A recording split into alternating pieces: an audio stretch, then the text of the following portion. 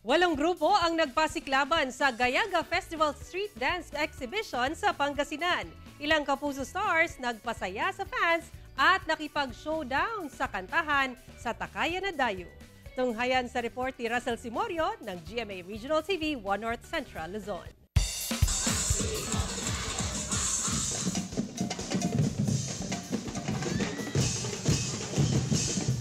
Hindi alintana ang matinding init ng walong grupong nagpasiklaban sa Gayaga Street Dance Exhibition na ginanap sa Capitol Plaza sa Lingayen, Pangasinan.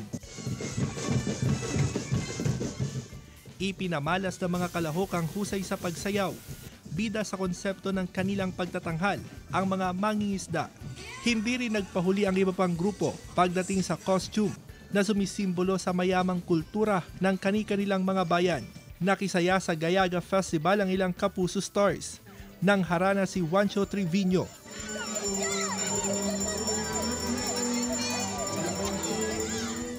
At nagpakilig si Lian Valentin.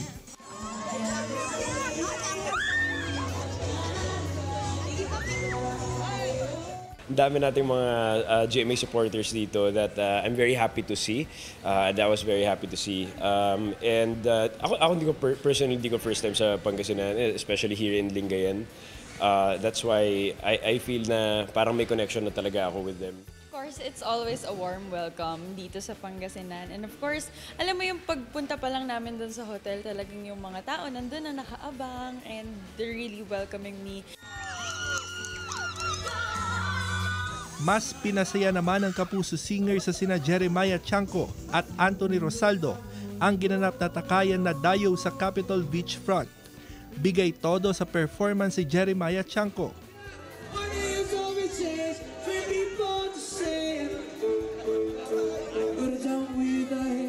Habang umawit ng OPM hit si Anthony Rosaldo na nagsilbi ring hurado sa aktibidad.